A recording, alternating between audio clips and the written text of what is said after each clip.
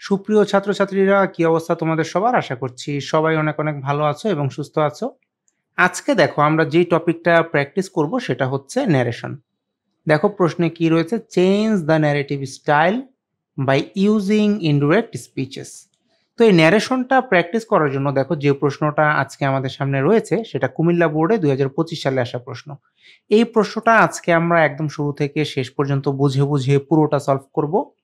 কাজে আমি আশা করব তোমরা ভিডিওটা না টেনে শুরু থেকে শেষ পর্যন্ত আমার সাথেই থাকবে। তোমরা সবাই জানো আমি আমার প্রত্যেকটা ভিডিওতে চেষ্টা করি প্রিভিয়াস ইয়ারের যে গুরুত্বপূর্ণ প্রশ্নগুলো রয়েছে সেই প্রশ্নগুলো তোমাদেরকে প্র্যাকটিস করিয়ে দেওয়ার জন্য। কারণ আমি মনে করি যে যেই ধরনের প্রশ্নগুলো পরীক্ষাতে এসে থাকে সেই ধরনের প্রশ্নগুলো যদি তুমি আগে থেকেই প্র্যাকটিস করো তাহলে তোমার যে প্রিপারেশনটা হবে তার মাধ্যমে তুমি বোর্ডের পরীক্ষাতে বলো বা কলেজের ফাইনাল পরীক্ষাতে বলো তুমি খুব ভালো একটা ফলাফল অর্জন কিন্তু করতে পারবে। তার কারণ হচ্ছে দেখো আগে থেকে যদি তোমার প্র্যাকটিস করা থাকে তাহলে তুমি পরীক্ষার হলে প্রশ্ন দেখে কিন্তু ঘাবড়ে যাবে না। ঠিক আছে? তোমাদের মধ্যে অনেকেই আছো যারা রুলস করতে করতে একদম জীবন শেষ করে ফেলো, কিন্তু দেখা গিয়েছে তোমরা আর প্র্যাকটিক্যাল প্রশ্নগুলো প্র্যাকটিস করো না, যে কারণে একটু থেকে একটু এদিক ওদিক প্রশ্ন আসলেই তোমরা ঘাবড়ে যাও এবং পরীক্ষায় খারাপ করো। তো ইংলিশে তোমরা যারা ভালো ফলাফল অর্জন করতে চাও তাদের জন্য তো আমি বলবো যে প্রিভিয়াস ইয়ারের প্রশ্নগুলো প্র্যাকটিস করাটা মাস্ট। তো সেই প্র্যাকটিসের অংশ হিসাবে আজকে আমরা এই ক্লাসটা করব। তো চলো তাহলে আর দেরি না করে আমরা আমাদের আজকের প্র্যাকটিসটা শুরু করি। দেখো, ন্যারেশনটা যখন প্যাসেজ আকারে আসে তখন আমি বলবো সব থেকে গুরুত্বপূর্ণ হচ্ছে ইন্টারোগেটিভ আর যে অ্যাসার্টিভ টাইপের যে সেন্টেন্সগুলো রয়েছে সেগুলো। বেশিরভাগ ক্ষেত্রেই দেখা যায় যে প্রশ্নবোধক যেই বাক্যগুলো রয়েছে সেগুলোতেই বেশি প্যাচ থাকে। তো দেখো এখানেও তার ব্যতিক্রম হয়নি। এখানে কি বলা হয়েছে, what kind of stories did Aesop tell. তার মানে হচ্ছে দেখো একটা প্রশ্ন করা হয়েছে যে ইসব কি ধরনের স্টোরি বা গল্প বলতো। এখন দেখো এই প্রশ্নটা কে করেছে, এখানে বলেছে আস্ট আনোয়ার। তার মানে আনোয়ার জিজ্ঞেস করেছে কি, যে ইসব কি ধরনের গল্প বলতো। তার মানে দেখো এখানে প্রশ্নটা যেহেতু আনোয়ার করেছে তাহলে আমাকে নিশ্চয়ই এই অংশটাকে শুরুতে নিয়ে আসতে হবে, যে আস্ট আনোয়ার। তাহলে দেখো অ্যান্সার করার সময় আমি কি করব, আমি এখানে সবার শুরুতেই লিখব যে, আমি এখানে লিখে দিচ্ছি আনোয়ার। আচ্ছা, এরপরে দেখো আস্কড যেটা লেখা রয়েছে এটা আমি এখানে লিখে দিচ্ছি যে আনোয়ার আস্কড। এখন তুমি একটা জিনিস দেখো, আনোয়ার যে জিজ্ঞেস করেছে, আনোয়ার কি জিজ্ঞেস করেছে সেইটা এখন আমাদেরকে লিখতে হবে। কিন্তু এখানে একটা মজার ব্যাপার হচ্ছে দেখো, যে আনোয়ার যে জিজ্ঞেস করেছে, আনোয়ার কাকে জিজ্ঞেস করেছে সেইটা তো আমার কিন্তু জানতে হবে, তাই না? তো এরপরে দেখো তুমি যদি এই প্যাসেজের বাকি অংশটা একটু পড়ো তাহলে তুমি বুঝতে পারবে যে এই কথোপকথনটা কাদের মধ্যে হচ্ছে। এখানে তুমি দেখবে যে পরের বাক্যে রিপ্লাই করেছে কে, মিসেস আমিন। তার মানে হচ্ছে সে প্রশ্নটা কাকে করেছে, অবশ্যই মিসেস আমিনকে করেছে। তাহলে আমি যখন এই আনোয়ার আস্কড লিখলাম এরপরে আমি কি করব, আমি লিখব এই যে মিসেস আমিন যেটা রয়েছে নামটা সেটা। দেখো আমি তাহলে এখানে লিখছি মিসেস আমিন। আচ্ছা, তাহলে কে কাকে জিজ্ঞেস করেছে সেটা তো বোঝা গেল। এখন দেখো যেটা জিজ্ঞেস করেছে, এই যে এখানে হোয়াট কাইন্ড অফ স্টোরিজ রয়েছে, তাহলে আমি এখানে কি করছি, এখানে কিন্তু আমি আর কোনো চেঞ্জ করছি না, আমি এইটাকে এইটার মতোই রাখছি যে হোয়াট কাইন্ড অফ, এরপর কি রয়েছে স্টোরিজ, তাহলে এটা আমি লিখে দিচ্ছি স্টোরিজ। আচ্ছা, এখন মজার ব্যাপার হচ্ছে বাকি থাকছে দেখো কি, শুধু ইসব আর টেল। দেখো টেল এইটা কোন টেন্সে রয়েছে, এটা কিন্তু প্রেজেন্ট টেন্সে রয়েছে। তো আমরা জানি প্রেজেন্ট টেন্স থাকলে কিন্তু পাস্ট টেন্সে করতে হয়, কিন্তু আমরা কিন্তু একটা গুরুত্বপূর্ণ জিনিস এখানে দেখতে পাচ্ছি যেটার উপর ডিপেন্ড করবে আমার এই বাক্যটা হবে কি হবে না। আর তুমি যদি সবার প্রথমেই ভুল করো তাহলে কিন্তু টিচার তোমার বাকি অংশটুকু পড়ার আগেই বুঝে যাবে যে ছেলেটা গ্রামারে খারাপ। তখন কিন্তু তুমি শুরুতেই একটা বাজে মার্কিং এর আওতায় পড়ে যাবে। কাজেই প্রত্যেকটা বাক্য একদম খুঁটিয়ে খুঁটিয়ে লক্ষ্য করার চেষ্টা করবে যে এখানে কোনো গ্যাপ আছে কিনা। এখানে দেখো এই যে ডিড যে রয়েছে এইটা কিন্তু পাস্ট ইনডিফিনিট টেন্সে করা হয়েছে। তো সেই অনুযায়ী কি হবে, পাস্ট ইনডিফিনিট থাকলে অ্যান্সার করার সময় কিন্তু অবশ্যই কি করতে হবে, পাস্ট পারফেক্ট করতে হবে। তো এই রুলস যদি আমি ধরি তাহলে আমি কি করব, আমি এখানে লিখলাম যে হোয়াট কাইন্ড অফ স্টোরিজ, এরপর আমি কি করলাম, এখানে সব যেটা রয়েছে সেটা নামটা যেহেতু রয়েছে আমি এখানে বসিয়ে দিচ্ছি। ঠিক আছে, এসব। এখন এই যে টেলটা যে রয়েছে, তাহলে এইটাকে আমি কি করব, পাস্ট পারফেক্ট করব। তো আমি এখানে কি করছি, টেলের পাস্ট পারফেক্ট করতে গেলে আমার এখানে হ্যাড নিয়ে আসতে হবে, আর টেলের পাস্ট হিসেবে টোল্ড লিখতে হবে। তো আমি যদি এইটা লিখি যে ইসব হ্যাড টোল্ড, তাহলে এই পর্যন্ত কিন্তু আমার প্রথম বাক্যটা অ্যান্সার করা হয়ে যাচ্ছে। দেখো, তো এরপরে যদি আমি আসি, মিসেস আমিন এখন রিপ্লাই দিয়েছে ফেবলস, ঠিক আছে, যে গল্প। তো আমি অ্যান্সার করার সময় তাহলে কি লিখবো, যেহেতু সে একটা অ্যান্সার করেছে বা উত্তর দিয়েছে, তাহলে আমি এখানে লিখছি মিসেস আমিন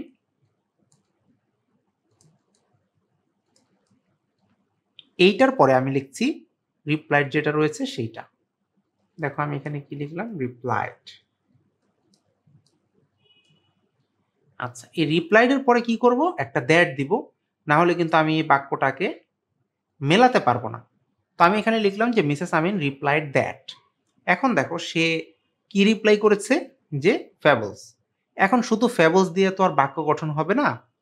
তো আগের বাক্যে যেহেতু আমরা দেখতে পাচ্ছি পাস্টকে অবলম্বন হিসেবে নেওয়া হয়েছে, মানে অতীতবাচক, তো সেই ক্ষেত্রে আমরা এখানে একটু কিছু অ্যাড করব। সেটা কি হতে পারে, এখানে যেহেতু বলছে ফ্যাবলস, একটা এস রয়েছে অতিরিক্ত, তার মানে এখানে কিন্তু প্লুরালকে বোঝানো হয়েছে।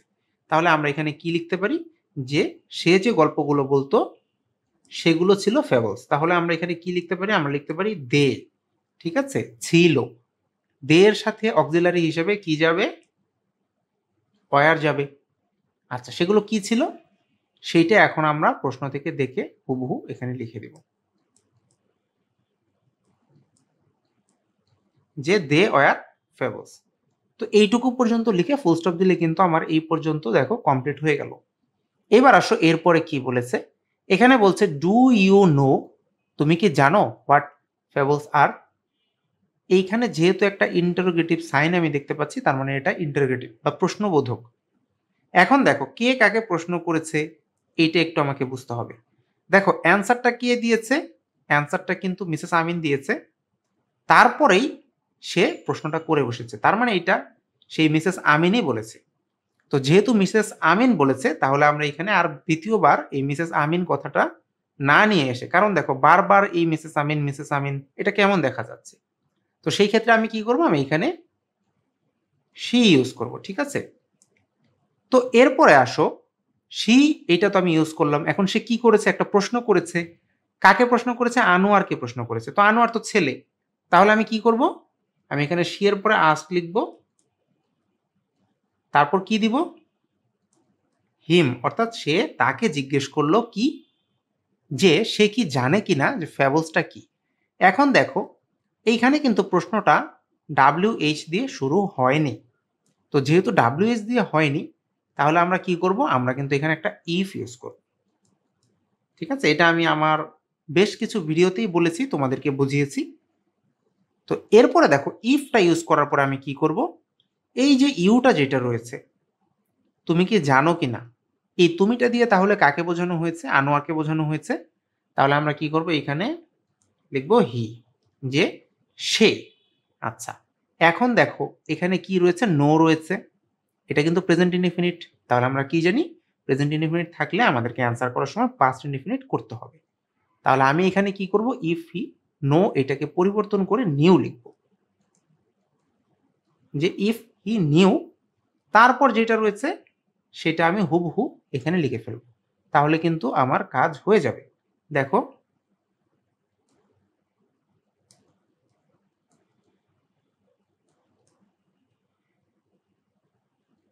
আচ্ছা, এইখানে আর তেমন কোনো পরিবর্তন করার মতো নেই বা কোনো কাজও করার নেই। এখন দেখো এরপর কি বলেছে, নো। এটা কে বলেছে, রিপ্লাইড আনোয়ার, অর্থাৎ আনোয়ার উত্তর দিয়েছে বা প্রতি উত্তর দিয়েছে যে কি, না, মানে সে জানে না যে এটা আসলে কি। তো যখন কোনো একটা উত্তর এইভাবে ইয়েস বা নোতে দেয়া হয়, তখন আমরা কি করি, যদি ইয়েসে দেয়া হয় তাহলে আমরা বলি রিপ্লাইড ইন দ্য অ্যাফার্মেটিভ, আর যদি নোতে অ্যান্সারটা করা হয় তখন আমরা বলি রিপ্লাইড ইন দ্য নেগেটিভ। তাহলে দেখো এইখানে আমি কি করব, আমি কিন্তু এইখানে লিখব আনোয়ার, ঠিক আছে, সে কি করেছে, রিপ্লাই করেছে। তাহলে আমি এখানে লিখছি রিপ্লাইড। রিপ্লাইড কি, নেগেটিভ।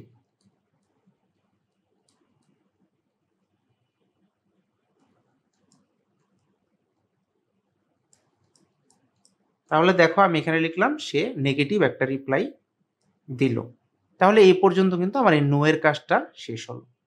এরপরে আসো এখানে কি বলেছে দেখো, ওয়েল বা ঠিক আছে বা ভালো, সেইড মিসেস আমিন। এটা কে বলেছে, মিসেস আমিন বলেছে।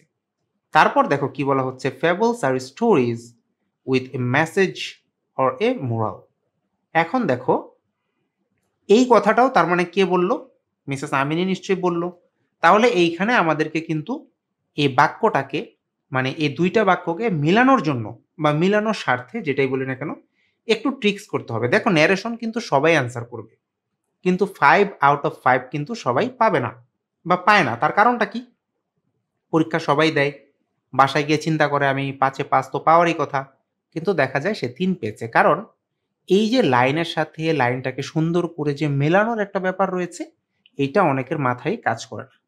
তো দেখো এইটা মেলানোর জন্য আমাকে কি করতে হবে, অতিরিক্ত কিছু ওয়ার্ড এখানে ভাড়া করে নিয়ে আসতে হবে, যেটা প্রশ্নের নেই। তো আমি এইটাকে যদি সুন্দর করে মিলাতে চাই তাহলে আমি লিখতে পারি এমন যে কনসিডারিং, দেখো একটু দেখলেই তোমরা বুঝতে পারবে যে এই সৌন্দর্য বর্ধনের প্রক্রিয়াটা আসলে কি। আমি এখানে লিখছি কনসিডারিং কোন জিনিসটা, ফ্যাক্টটা, ঠিক আছে। তাহলে আমি এখানে লিখতে পারি কি, দা ফ্যাক্ট। এই ব্যাপারটাকে চিন্তায় রেখে বা কনসিডার করে কে, মিসেস আমিন। তাহলে এটা আগে এখানে লিখে ফেলি যে মিসেস আমিন। আচ্ছা, সে কি বলতে লাগলো, সে কিন্তু ওয়েল বলল, ঠিক আছে। তো আমরা বলতে লাগলো বা বলে চললো এটা বোঝানোর জন্য কি করতে পারি, আমরা এখানে লিখতে পারি কন্টিনিউড। আচ্ছা, কি কন্টিনিউ করলো, সেইং দ্যাট। আচ্ছা, কি বলেছে সেইটা আমি কিন্তু এখানে উল্লেখ করে দেব যে ফেবলস আর stories with a message or a moral. তো এই যে আমি এইটুকু কাজ করে ফেললাম, তাহলে এইখানে কিন্তু আমাকে গ্রামাটিক্যাল আর কোনো চেঞ্জ না করলেও চলবে। তাহলে আমি কি করছি, যেরকম আছে আমি কিন্তু হুবহু সেরকমই এখন কপি করে লিখে দেব।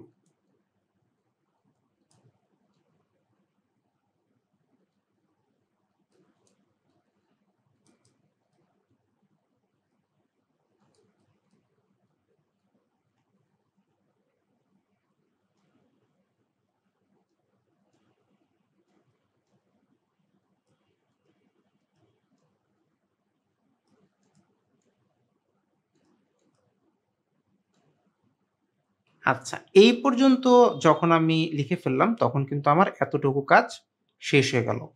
তাহলে এখন আমাকে দেখতে হবে এর পরের সেন্টেন্সে কি বলেছে এবং কে বলেছে। এই কি বলেছে, কে বলেছে, কতটুকু বলেছে, কখন বলেছে, এইটা খেয়াল করতে পারলেই কিন্তু তুমি ন্যারেশনে খুব ভালো স্কোর অর্জন করতে পারবে। দেখো এখানে বলা হচ্ছে হু ইজ ঈশপ, তার মানে হচ্ছে ঈশপ কে, অ্যান্ড বা এবং হোয়ার ডাজ হি লিভ, এবং সে কোথায় থাকে। এইটা হলো কি জিজ্ঞেস করা হয়েছে সেইটা। কে করেছে, আস্ট আনোয়ার, তার মানে আনোয়ার জিজ্ঞেস করেছে। তো আনোয়ার কিন্তু আগেও একটা কথা জিজ্ঞেস করেছে। তাহলে আমরা এখানে কি করব, আমরা আবার সে জিজ্ঞেস করেছে এটা বোঝানোর জন্য বা একটু সুন্দর করে বোঝানোর জন্য আমরা এখানে যেটা বসাবো সেটা হচ্ছে আনোয়ার এগেন বা আবারও কি করেছে, জিজ্ঞেস করেছে। কাকে জিজ্ঞেস করেছে, নিশ্চয়ই মিসেস আমিনকে। তাহলে আমি এখানে লিখছি আস্ট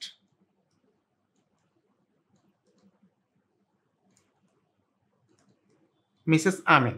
আচ্ছা, হু ইজ ইশপ। দেখো এই যে ইজ এটা কিন্তু প্রেজেন্ট ইনডিফিনিটে রয়েছে, তাহলে চেঞ্জ করে আমাকে কি করতে হবে বলো তো, পাস্ট ইনডিফিনিট করে দিতে হবে। তাহলে আমি কি করব, হু, এরপর নামটা লিখে দিচ্ছি ইশপ, ইসটাকে আমি ওয়াজ করে দিচ্ছি, ঠিক আছে? তাহলেই আমার টেন্সের যে পরিবর্তনটা সেটা কিন্তু হয়ে যাচ্ছে। এরপর দেখো বলেছে হোয়ার ডাজ হি লিভ। তাহলে আমি কি করব, এইখানে একটা অ্যান্ড দিব, তারপর হোয়ারটা হোয়ারের মতো লিখে ফেলেছি। এরপর এই যে হিটা এটা এখানে রাখছি, হি। আর লিভ এটা কিন্তু প্রেজেন্ট টেন্সে রয়েছে, তার মানে আমি যখন অ্যান্সারটা বসাবো তখন এটাকে পাস্ট করে দেব। দেখো আমি কি করছি, হোয়ার হি লিভড এইটা লিখে দিলাম। তাহলে এই পর্যন্ত কাজ হয়ে গিয়েছে। এখন আমরা দেখব এর পরে কি রয়েছে। এখানে বলেছে ইসব এন্টারটেইনড পিপল টেলিং স্টোরিজ। তার মানে ইসবটা কে ছিল, সে এন্টারটেইন করতো বা বিনোদন দিত কাকে, মানুষকে। কিভাবে, টেলিং বা বলার মাধ্যমে, স্টোরিজ বা গল্প। এটা কে বলেছে, সেইড মিসেস আমিন, মানে মিসেস আমিন বলেছে। তাহলে আমি কি করব, আমি এখানে লিখছি যে ইন রিপ্লাই বা উত্তরে কি হয়েছে, কে বলেছে, উত্তরটা কে দিয়েছে প্রশ্নের, মিসেস আমিন। তাহলে আমাকে লিখতে হবে মিসেস আমিন। আচ্ছা, সে বলেছে, তাই না, উত্তরে সে বলেছে। তাহলে আমি কি করব, এখানে বলেছে অর্থে সেইড দ্যাট দিয়ে দেব, যে সে বলেছে। এখন আমি বলবো যে সে কি বলেছে, যে ইসব। দেখো আমি নামটা সবার প্রথমে এখানে লিখে ফেলছি। আচ্ছা, এখন দেখো তো এই যে এন্টারটেইনড এটা কিন্তু পাস্ট ইনডিফিনিটে দেয়া রয়েছে। তাহলে আমাকে কি করতে হবে, নিয়ম অনুযায়ী পাস্ট পারফেক্ট। তো সেই ক্ষেত্রে আমি কি করব, আমি এখানে লিখব হ্যাড এন্টারটেইনড, কারণ এই হ্যাডটা যুক্ত করলেই কিন্তু আমার অ্যান্সারটা সঠিক হয়ে যাবে, ঠিক আছে?